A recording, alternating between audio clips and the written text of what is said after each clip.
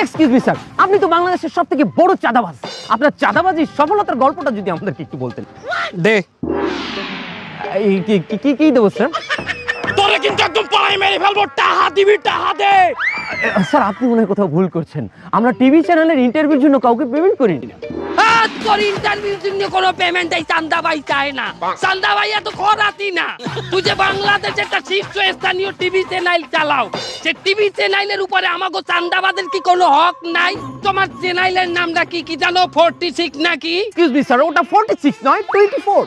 আর তো 24 হোক আর 28 হোক, চান্দা তোমার দেওয়াই লাগবে। কান খুলে শুনে রাখো, যেই সরকারি ক্ষমতায় আসুক, বাংলাদেশের মানুষের এই চান্দা বাইরে চান্দা দেওয়াই লাগবে। ঠিক কি না বলো? আপনি কিন্তু ভুলে যাচ্ছেন, আমাদের দেশে আইন আছে, আমাদের দেশে পুলিশ আছে। তোর পুলিশ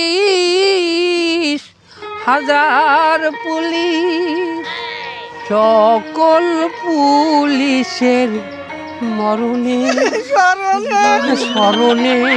এই তুই কি হানা চান্দা নিতে আইছো?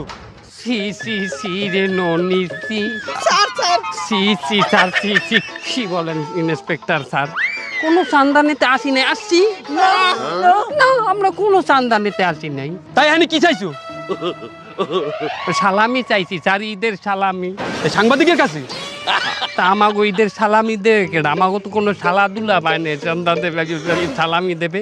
আমরা তো পথ শিশু স্যার, আমাগো কেউ নাই। আছে কম স্যার আমাকে কেউ নাই।